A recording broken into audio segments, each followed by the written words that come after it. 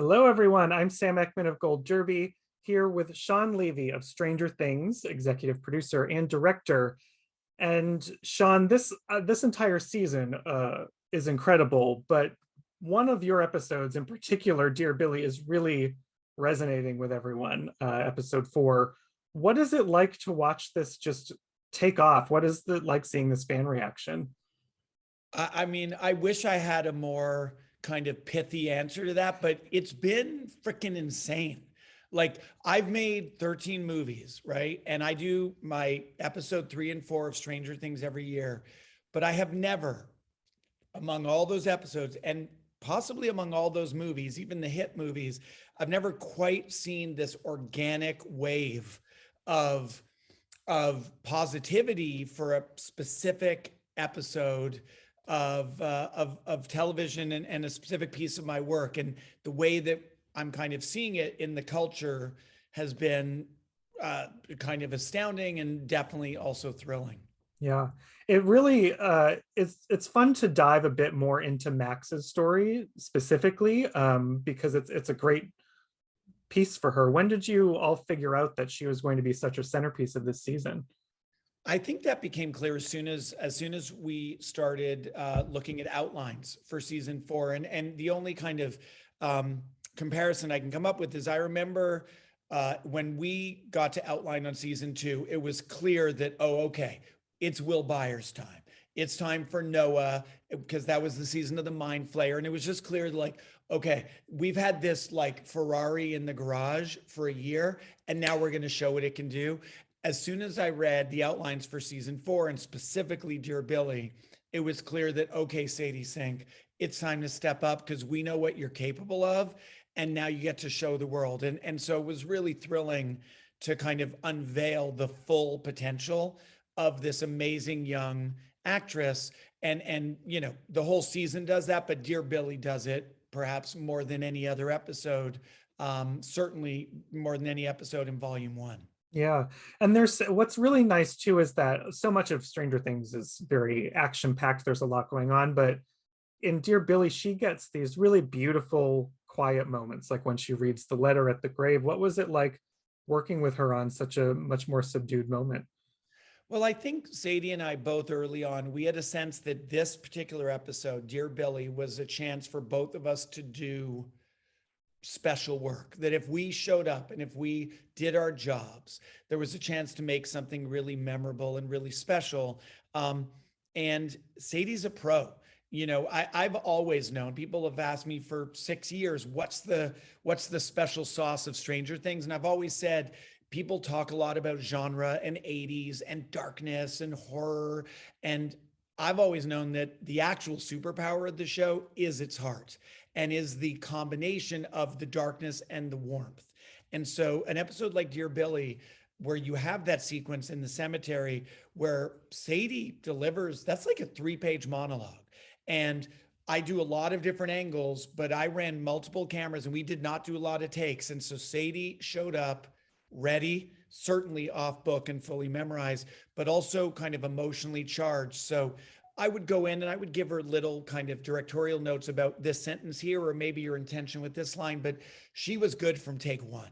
Like, I'd love to take credit for Sadie's performance and maybe I helped make it better, but I did not make it great. It was great to begin with. And that's a function of a great performer who was finally fed juicy material. Yeah. Well, speaking of take one, I was chatting with Barry Gower a while back, and he was saying that I think the first time she saw Vecna was when he was on set. So the reaction was quite genuine. What does that do for you, having like an actual creature there in such a pivotal moment? Well, I learned early in my career, it was actually on a movie I made called Real Steel, where Steven Spielberg was an executive producer. And he told me, like, day 2 of pre-production, he said, look, here's just one piece of advice. On Jurassic Park, we built real dinosaurs and sections of dinosaurs. It changes the way actors relate to the fantastical in the scene. So on Real Steel, we built a bunch of real robots. On Stranger Things, we set out wanting to do as much practical as possible. In season 1, it didn't really work out. We tried building a Demogorgon. We had a Demogorgon, a very tall, skinny man in a Demogorgon suit. It worked sometimes, but we ended up doing a lot of CG. in season 4, we wanted Vecna to be this humanoid villain in prosthetics, and we wanted just a murderously good actor to play our big bad, as he's come to be known. And so we cast Jamie. Jamie did what you've interviewed Barry, so like 6 hours in a standing makeup chair. Like he didn't even get to sit. He'd come in at 3 a.m. to start getting ready.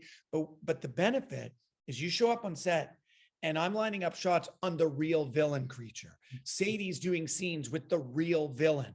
And so it gives a kind of visceral immediacy to those scenes that make my work better and definitely make Sadie's work better.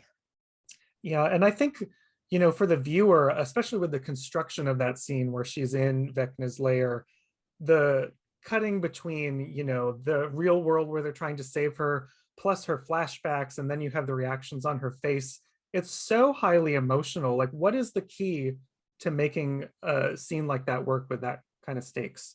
Well, the first thing is what you just said. For me, I mean, and I felt this on Free Guy, I felt it on Adam Project, like the emotional is the key. Making it emotional.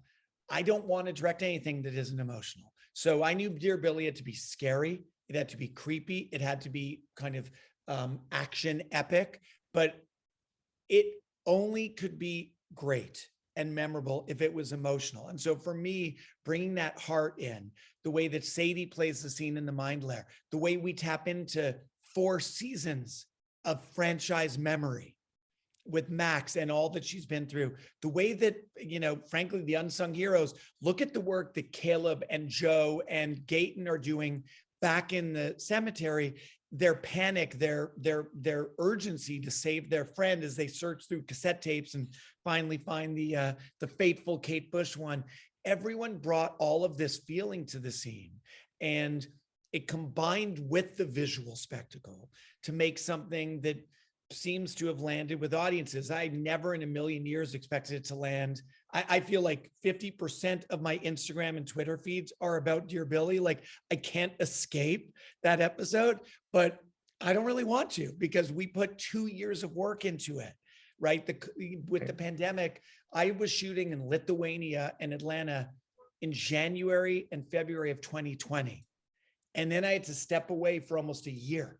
I made a whole movie. I made the entirety of the Adam Project while we were still making Stranger Things 4. And then to come back to Dear Billy and to reconnect with those characters and that storytelling, it was just really, I was hungry for it. I had missed it. And so a lot of the feeling that you see on screen in Dear Billy is the feeling that we put into Dear Billy. Well, it worked. I was certainly in tears by the end of it. And I'm speaking of Kate Bush, you are essentially, this episode is now responsible for giving Kate Bush her first top 10 Billboard hit.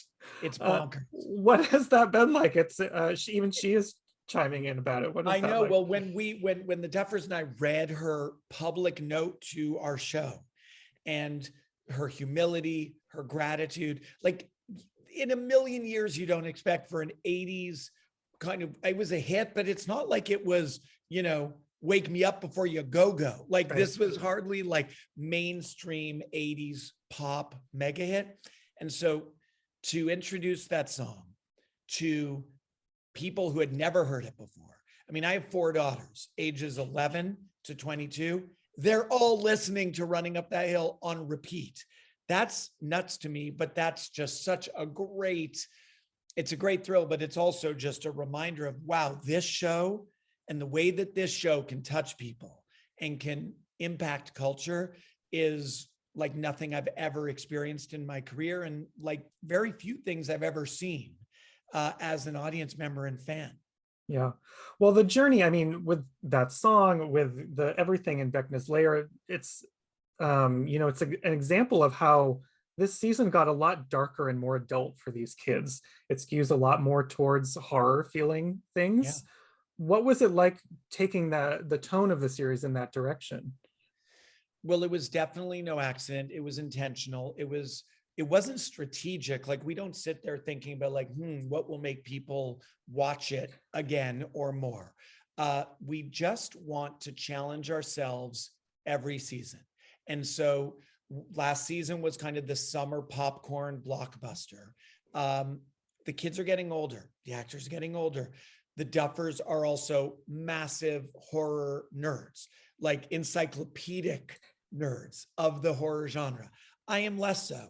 So I will confess for the first time publicly that the Duffers had to give me a required viewing. Like, you know, like in school when you get the summer reading list and you're like, oh, I got to read these 4 books by September. That was me. When I was going into Dear Billy, the brothers were like, okay, the fact that you haven't seen these particular horror films is astounding and appalling to us. You need to watch them now. So I definitely studied up so that those muscles were a little bit more ready to do an episode that is much darker in its themes and in its tone. Yeah. Well, and speaking of, you know, horror homework, you get to direct in episode 3, Robert That was Englund. on my homework list. His movie was on my homework list. Which I thought he did a really beautiful job with that scene. What was it like directing him?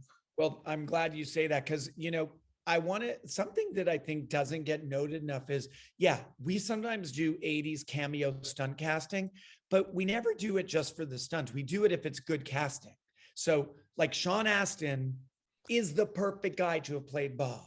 Robert Englund playing Victor Creel it's just good casting, right? His look, his kind of haunted presence, and the gravity of his presence on screen. It's all just good casting. The fact that there's also a Freddy nod in there is gravy, and delicious gravy.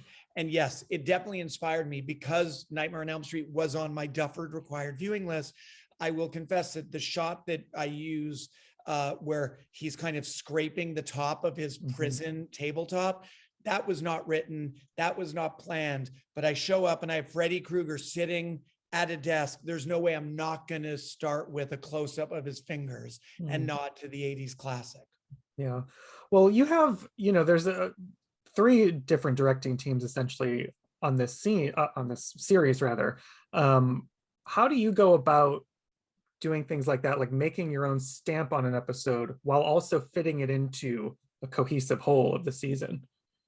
Well, I think, you know, I have an unfair advantage, which is it's not the fact that I'm a movie director. It's the fact that I've been in the bloodstream of the Stranger Things franchise since before it was a show, right? Like I was sitting there in my office when I read this script and brought these twin brothers into 21 Laps, and nobody wanted them and no one wanted this. And so from that day where I said, guys, I don't even know how to produce a TV show, but I just want to help get this into the world. It's too good for me not to try. Let me help in whatever way I can. Part of that has been the directing of episodes 3 and 4 every year. And so for me, I'm in the service of the Duffer's vision, but I want my episodes always. And this started with the Christmas Lights episode in season 1 and the Mind Flayer in season 2 and the sauna test in season 3. Like I want my episodes to have the feeling of Stranger Things, but I try to give them visual flair and I really try to give them emotionality because that's what I try and do in my movies. It's what I love in movies and shows myself. And so that combination of kind of visual dynamism with emotionality, that's what I try to bring. And it's definitely what I tried to bring to Dear Billy. Yeah. Is there a particular reason you like episodes 3 and 4? How do you always land on those? Well, this was not strategic. So I'll start by saying, I feel like the luckiest director in the world because episodes 3 and 4, every year, episodes 1 and 2 are set up and episodes 3 and 4 is where shit starts to go down. And so you get still a nice, juicy kind of dose of humor and heart, but things are starting to go crazy. So you get to have some directorial fun as well. But the truth of it is that it all started on season 1. The Duffers were going to direct the whole season. And it became clear by episode 2 that, they had not written the end of the season. They needed to go hibernate and write. So I literally said, guys, I'm sitting in LA. I'll go to Atlanta. I'll direct a couple of episodes while you finish writing. So it started off just as a kind of gesture of brotherhood for the team. But then we got superstitious because season 1 was received pretty well. And so now we're just not messing with it. And that's how I end up being this lucky director every year. Well, that's a good deal, I think. Well, you know, now we have just one season left of this, and there's two big episodes of season 4 to come.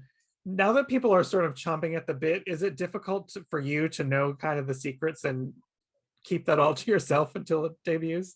Short answer, yes. Longer answer, as you can see, I'm in a hotel room in Budapest. So I'm really happy that I'm on the other side of the world with nobody that I know or talk to.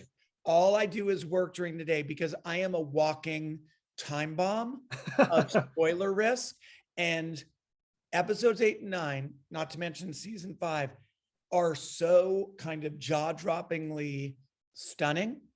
And if you got like half a glass of wine in me, I'd be spilling. It would be a mess. So it's good. I talk to no one. I shut my mouth. I try and stay off of the social media, and I don't take the bait of all the people on Twitter just kind of chumming the waters, hoping I'll nibble with a little spoiler action. So I'm keeping my head down. I'm just trying to get to July 1st. So at least volume 2 is in the world. Well, we thank you for no spoilers, because it's great to experience it in real time. Before I let you go, is it, you mentioned season 5. Are you already sort of in that mindset of thinking about season 5? Are you already kind of sad at the ending? Where are you with that?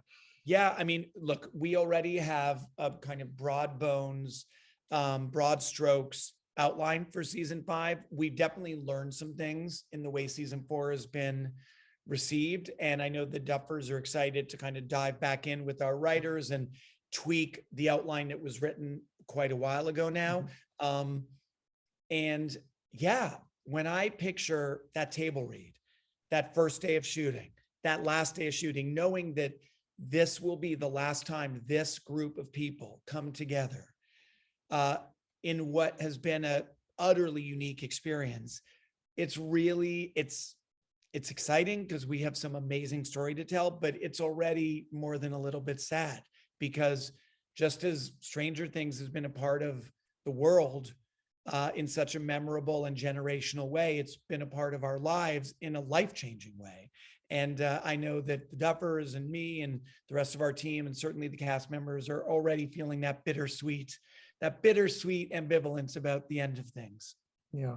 Well, thank you. I don't want it to end, but I'm very excited for where it's going. Can't wait to see how you guys tie that all together. So, Shawn, thank you so much. It's a pleasure talking to you. Amazing work here with season 4. Everyone who's watching, make sure you subscribe to Gold Derby and keep with us for the rest of the season. Thank you.